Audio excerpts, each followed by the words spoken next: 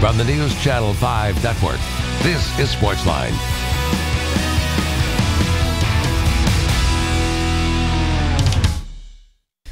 Hey there, SportsLine on your television. Steve Layman here with you. Glad you are here with us on this Monday night on News Channel 5. Plus, the playoff matchups are all set in the Stanley Cup playoff race. And it'll be the Predators and Blackhawks for the second time in 3 years and the third time in 7 coming up this week and for the next couple of weeks in the opening round. Those two rivals are renewing acquaintances once again. It'll be interesting. Series starts Thursday night in Chicago, 7 o'clock. Game 2 back at the United Center Saturday at 7 once again before the series shifts back to Nashville next week. Game 3 on Monday night, 8:30 puck drop. Game 4 will be Thursday night. So a couple days off between games 3 and 4 thanks to a Neil Diamond concert on Wednesday night. Game 4 in Smashville a week from Thursday, then back to Chicago on the 22nd for Game 5 if necessary. Game 6 back here, then on that next Monday, the 24th, and Game 7 would be the 26th in Chicago again if necessary. Be interesting to see how this plays out. These two teams have had a very long history, most of it dominated by the Blackhawks. Certainly in the recent years here, the Hawks winning 3 Stanley Cup titles in the past 7 years. They have a nucleus once again that a lot of people think can do it once again. In fact, Vegas odds makers put them as the odds-on favorite, 4-1 to win the Stanley Cup in June. That, of course, makes the Predators much less likely to do it since the Blackhawks are their first-round opponent. The Preds just given 25-1 odds. So if you're confident in Nashville, maybe a good time to put some money down on them because they are tied for the third lowest odds to win the Stanley Cup this year. Only the Senators and the Blues, which surprises me. Only the Senators and Blues have worse odds to win the Stanley Cup than that of the Preds heading into the playoffs. But as you talk to players today and heading down the stretch of the season, it seems like there's a real belief in that room that they can beat the Blackhawks, that they can win in the playoffs and keep advancing. I think what you've seen the last couple of years from this team in the playoffs is a young team getting more and more experience and believing in themselves because of it. A couple of years ago, you faced the Blackhawks in round 1. Your captain, Shea Weber, gets knocked out for the series. Mike Fisher, an assistant captain, goes down, misses several games in the middle of the series. This was a really young roster at that point. James Neal had just gotten to the team. Philip Forsberg was in his first playoff series at that point. A lot of young guys on that roster having to go through the battles for the first time. And they took the Hawks just about as deep in a series as anybody did that year. Took it to Game 6, lost 2 different overtime games that could have swung the series completely if you win those 2 games as opposed to Chicago winning them. But we all know what happened. The Blackhawks won, and they went on to win the Stanley Cup.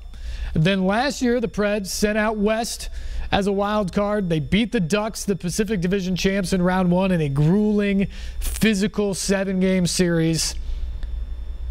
Then in round 2, 7 more games against San Jose before they just seemingly ran out of gas in that final game to end the season. But still, that was the furthest the Preds had ever been in the playoffs, to get to Game 7 of round 2. And you take those experiences of those 3 playoff series over the last 2 years, and you have a team now that heads into the postseason this year that believes they have what it takes. They believe that they can beat the Blackhawks. They believe that they can win series in the postseason.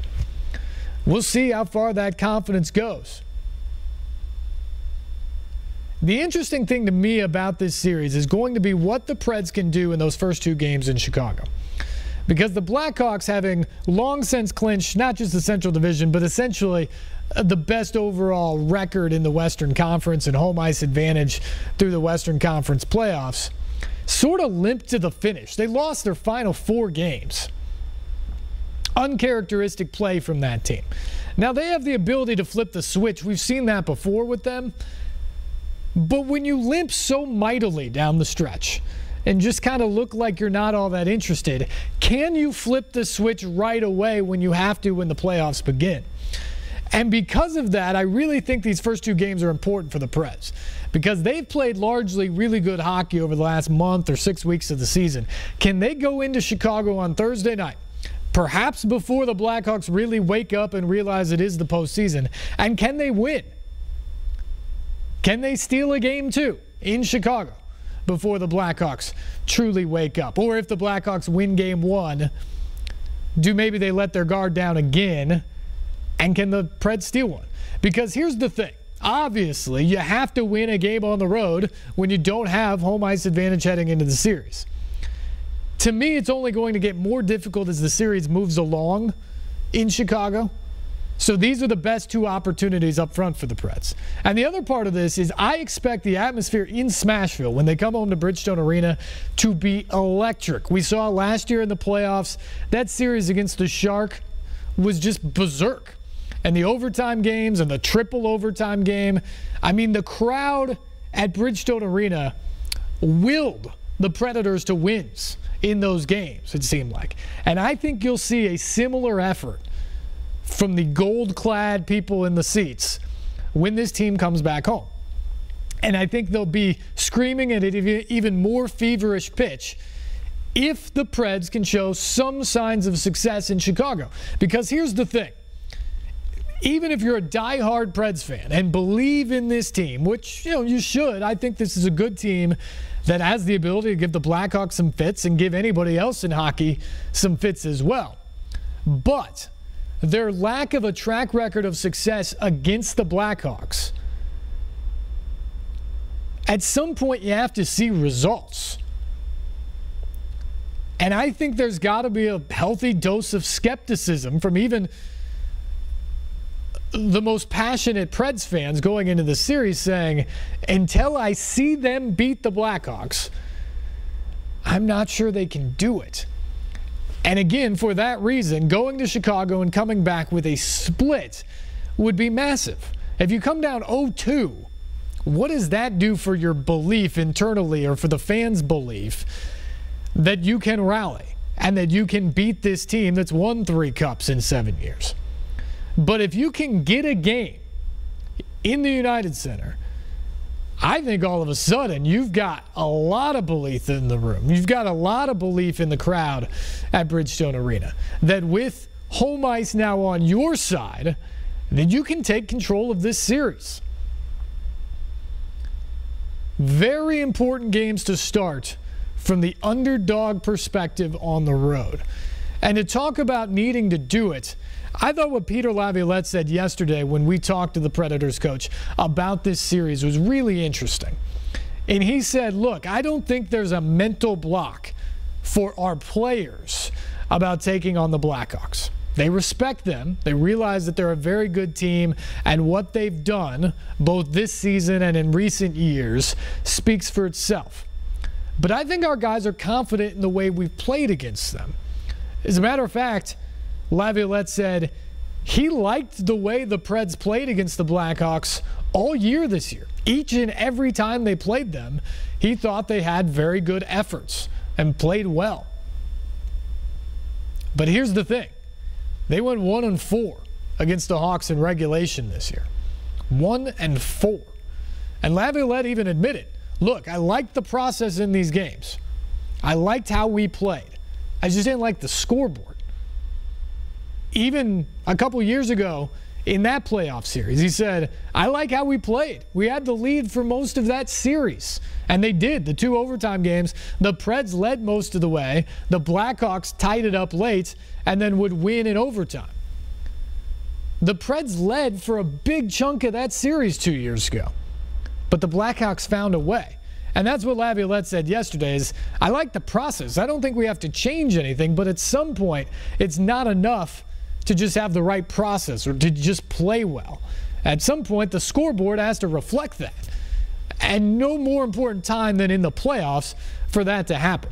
You hear teams talk about the process and doing things the right way in the regular season. Sometimes when they lose a game, they'll say it's okay because if we continue to play like this over the course of 82 games, it will take care of itself and we'll be just fine.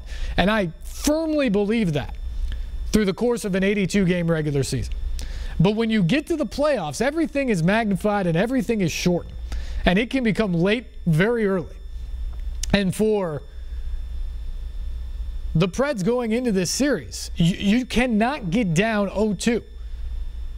That would mean you'd have to win 4 of 5 games against a team that is as good of a front runner as anybody in this sport. A champion that has the hardware to prove it and the mettle to go through adversity in the playoffs. That's not the position you want to be in. So these first 2 games are incredibly important to me for the Preds in this series. We want to hear from you guys tonight. 737-7767 is the number. Call us up. Let's chat about this series. What do you think about the Preds' draw? What do you think they have to do to beat the Blackhawks? Impressions of other things in the Stanley Cup playoff. And coming up tonight, we'll hear from some of the Predators. Plus Pete Weber, great radio play-by-play man of the Preds, joined us last night on the Electric Power Company's Sunday Sports Central. Good conversation with him as well. We'll get to that coming up on the program tonight as well. Again, our phone lines are open, 737-7767. Full open bank of phone lines for you available right now if you'd like to get in on the conversation. We'll take our first break. We'll come back. Much more Preds talk on the way here on SportsLine on News Channel 5+.